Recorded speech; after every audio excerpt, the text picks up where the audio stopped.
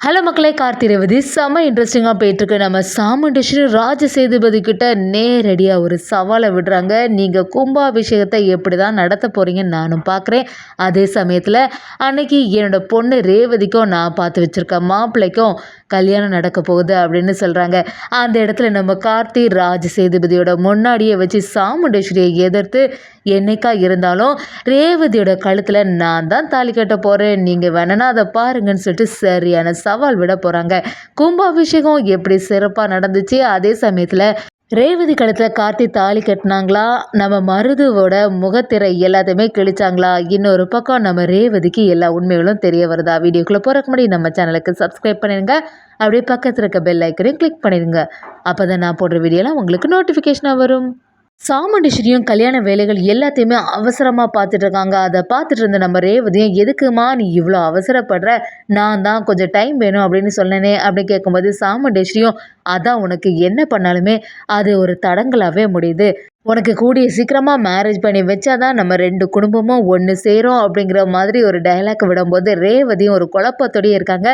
சரிம்மா, நீங்கள் சொன்னால் சரியாக தான் இருக்கும்னு சொல்லிட்டு கல்யாண வேலைகளுக்கு எல்லாமே ஈடுபட்டு இருக்காங்க. அதே சமயத்தில் இன்னொரு பக்கம் பார்த்தீங்கன்னா, நம்ம பாட்டிய ராஜசேதுபதி கிட்ட வந்து, என்னங்க நீங்கள் என்னதான் இருந்தாலும் பஞ்சாயத்தில் வச்சு இவ்வளோ பெரிய விஷயத்த சொல்லியிருக்க கூடாது, கும்பாபிஷேகம் நல்லபடியாக தான் நடக்கும், அதுக்காக உங்கள் உயிரை வந்து இந்த மாதிரி பண்ணுவேன் அப்படின்னு சொன்னதெல்லாம் தப்பு இல்லைங்க அப்படின்னு சொல்லும்போது நம்ம ராஜசேதுபதியும், பின்ன என்ன சொல்கிற, எவ்வளோ மரியாதை குறைவாக அந்த சிவனாடியெல்லாம் பேசிகிட்டு இருந்தான், அப்படி இருக்கும்போது நான் இப்படி பேசினா தான் கரெக்டாக இருக்கும், எது எப்படியோ என்னோட பேரன் கார்த்தி இருக்க வரைக்கும் எனக்கு எந்த கவலையும் இல்லை, அவன் கரெக்டாக அந்த கும்பாபிஷேகத்தை நடத்தி வைப்பான் அப்படிங்கிற மாதிரி சொல்லி வைக்கிறாங்க. சாமுண்டீஸ்வரியும் சந்திரகலாவும் சேர்ந்து சரி நம்ம பிளான் போட்ட மாதிரி நடந்துட்டு, எப்படியுமே ரேவதிக்கும் மருதுக்கும் மேரேஜ் நடக்கும்போது அந்த கார்த்திக் கும்பாபிஷேகத்தில் இருந்துட்டு இருப்பான், அவனால் வரவே முடியாது, நம்ம நினச்ச மாதிரி நடந்துட்டு சந்திரா அப்படி சொல்லும்போது சந்திராவும், நீ சொல்கிறது சரியாக தான் இருக்குக்கா, ஆனால் நம்ம என்ன பண்ணாலுமே கடைசி நேரத்தில் அந்த கார்த்தி வந்து சொதப்பி விடுறான், இந்த வாட்டி அவனோட தாத்தா ராஜசேதுபதி வேற வந்திருக்கான், அதை பற்றி உனக்கு தெரியுமா அப்படி கேட்கும்போது சாமுண்டீஸ்வரியும், ஆமாம், நம்மளோட அம்மா நிலைமைக்கு காரணமான அந்த குடும்பத்தை நான் பழி வாங்கியே தீருவேன் அப்படின்னு சொல்லிட்டு நம்ம சாமுண்டீஸ்வரி சொல்லும்போது சந்திரகலாவும், நீ சொல்கிறது எல்லாமே சரிதான்க்கா, பழைய விஷயங்கள் எல்லாமே எனக்கு ஞாபகமாக இருக்குது, இந்த கும்பாபிஷேகம் நல்லா நடக்கலைன்னா கண்டிப்பாக அந்த இடத்துல கோவிலுக்கு முன்னாடியே உயிரை விட்டுருவேன்னு சொல்லிட்டு ராஜசேதுபதி ஒரு வீர டயலாக்கெல்லாம் விட்டுருக்கான் அப்படின்னு சொல்லிட்டு சந்திரகலா சொல்லும்போது சாமுண்டீஸ்வரியும், அதை பற்றி நானும் கேள்விப்பட்டேன், எப்படி இருந்தாலுமே இந்த கும்பாபிஷேகம் நடக்க போகிறதில்ல, எப்படியாவது அதை தடுத்து நிறுத்திடணும், எப்படி அம்மாவுக்கு இப்படி ஒரு நிலைமை வந்துச்சோ அதே மாதிரி ராஜசேதுபதியும் இந்த ஊருக்கு முன்னாடி அவமானப்பட்டு நிற்கணும்னு சொல்லிட்டு சாமுண்டீஸ்வரி சந்திரகலா கிட்ட சொல்லி வைக்கிறாங்க. சந்திராவும் அதை பற்றி எதுவுமே கவலைப்படாத, நம்ம இருக்க வரைக்கும் அதை நடக்க விடக்கூடாதுன்னு சொல்லிட்டு நம்ம சிவனாண்டியும் சந்திராவும் சேர்ந்து அடுத்த பிளானை போடுறாங்க. சிவனாண்டி கிட்ட சந்திராவும், இனி கண்டிப்பா இந்த ராஜசேதுபதி ஊருக்கு முன்னாடி அவமானப்பட்டு அந்த இடத்துல அவன் தலை குனிஞ்சு அங்கேயே அவனுக்கு உயிருக்கு ஆபத்து வர மாதிரி ஒரு செயலை பண்ணணும் அப்படி சொல்லும்போது சிவனாண்டியும், இந்த வாட்டி நம்மளோட பிளான் எதுவுமே சொதப்பாது, இது கும்பாபிஷேகம் நடக்காம நான் நல்லபடியா பாத்துறேன்னு சொல்லிட்டு சிவனாண்டியும் முத்துவேலு சேர்ந்து ஒரு பிளானை பண்றாங்க.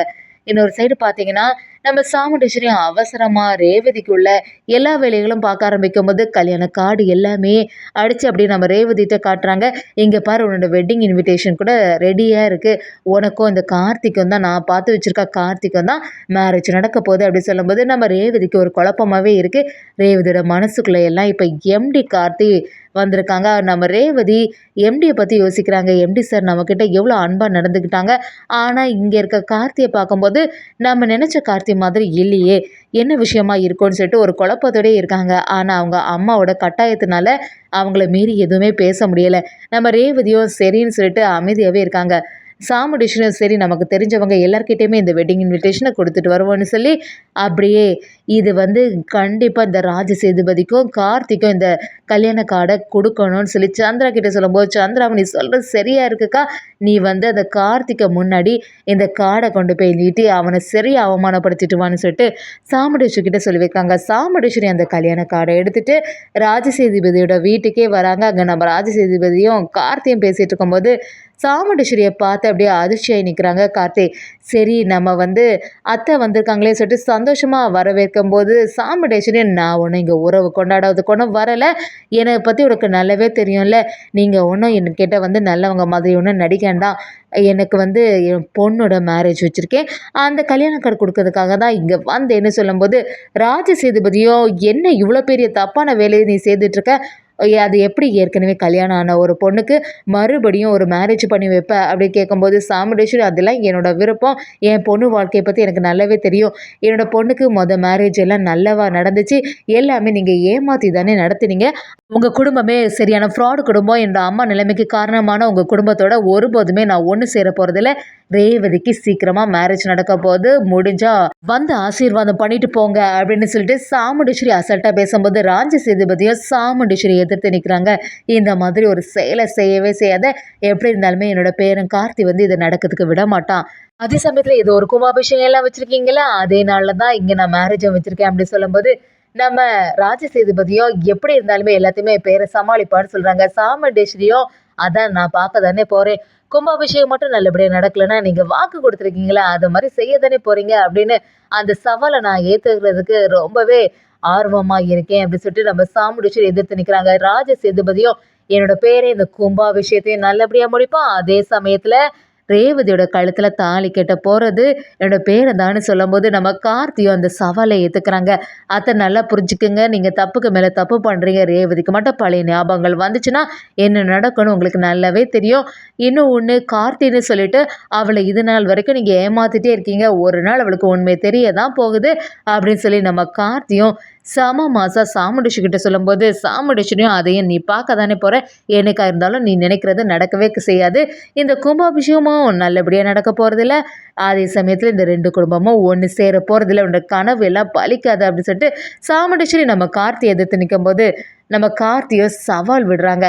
ராஜ சேதுபதியும் நம்ம கார்த்திட்டு என்னப்பா அவனோட அத்தை இந்த மாதிரி இவ்வளோ பிடிவாதமாக இருக்கா அப்படின்னு கேட்கும்போது, நம்ம கார்த்தியும் ஆமாம் அவங்களுக்கு இது வரைக்கும் உண்மை தெரியாதுல்ல, ஏதோ அவங்க அம்மாவோட நிலைமைக்கு காரணம் நம்ம குடும்பம் தான் நினச்சிட்டு இருக்காங்க, அதை பற்றின உண்மையெல்லாம் தெரிஞ்சுன்னா கண்டிப்பாக அவங்களும் மனம் மாறிடுவாங்க, ரேவதிக்கு எப்படியுமே மேரேஜ் நடக்க போகிறதில்ல அப்படின்னு சொல்லும்போது, நம்ம ராஜ சேதுபதியும் எப்படிப்பா இவ்வளோ பெரிய சிக்கல் எல்லாம் நீ சமாளிக்க போகிற, கும்பாபிஷேகம் ஒரு பக்கம், ரேவதியோட மேரேஜ் ஒரு பக்கம், எல்லாமே எப்படி நீ சமாளிக்க போகிறன்னு சொல்லிட்டு நம்ம கார்த்திட்டு கேட்க ஆரம்பிக்கிறாங்க. பாட்டியும் நம்ம கார்த்திட்டு என்னப்பா இப்படி ஒரு நிலைமை ஆகும் நான் எதிர்பார்க்கவே இல்லை, நான் ரேவதிக்கிட்டே எல்லா உண்மையை சொல்லவா அப்படி கேட்கும்போது, நம்ம கார்த்தி அதை தடுத்து நிறுத்துறாங்க. ஒரு கட்டத்தில் நம்ம ரேவதிக்கே யார் உண்மையான கார்த்தி அப்படிங்கிறது தெரிய வருது. நம்ம ரோஹிணி எல்லாரும் சேர்ந்து நம்ம ரேவதியோட மனசையை மாற்றுறாங்க. கடைசி நேரத்தில் மருது தாலி கட்டுறதுக்கு தயாராகும்போது நம்ம ரேவதிக்கே புரிய ஆரம்பிக்குது, கண்டிப்பாக இது நிஜமான கார்த்தி கிடையாது, இந்த கார்த்தியை மேரேஜ் பண்ணாதான் நம்ம 2 குடும்பமும் ஒன்று சேரும்னு சொல்லிட்டு அம்மா சொன்னாங்களே, அது எதுவுமே நிஜமாக இல்லையே, இது நம்ம சந்தேகப்பட்டது எல்லாமே சரியாக தான் இருக்குது, இது நிஜமான கார்த்தி இல்லை அப்படிங்கிறது நம்ம ரேவதிக்கு தெரிய வருது. கடைசி நேரத்தில் நம்ம ரேவதியோட கழுத்தில் எம்டி கார்த்தியே தாலி கட்டிட்டாங்கன்னே சொல்லலாம். கடைசியில் நம்ம கார்த்தி அந்த சவாலில் ஜெயிக்கிறாங்க. சாமுண்டீஸ்வரி எதிர்த்து கும்பாபிஷேகத்தையும் சிறப்பாக பண்ணுறாங்க. ரேவதி கழுத்தில் நம்ம கார்த்தியை தாலி கட்டுறாங்கன்னே சொல்லலாம்.